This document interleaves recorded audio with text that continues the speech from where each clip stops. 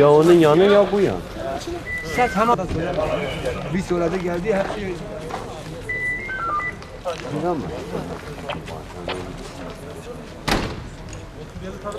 Ha bu üçüncü geldi. Üçüncü öbür tarafta. Önce manav.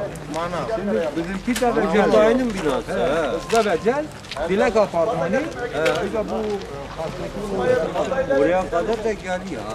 Bizim bu şeye de geliyor. ne? Bakkal.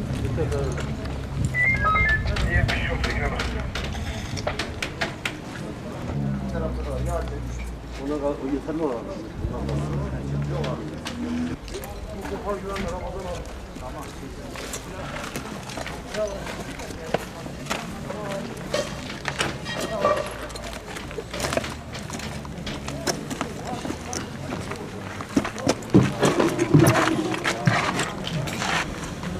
Abi sağını solu tutun.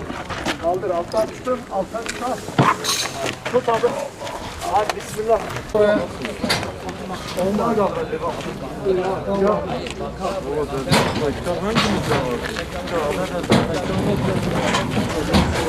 Hangi memur arkadaşlar dezenfektan vardı? tamam mı? Hadi Allah rahmet eylesin.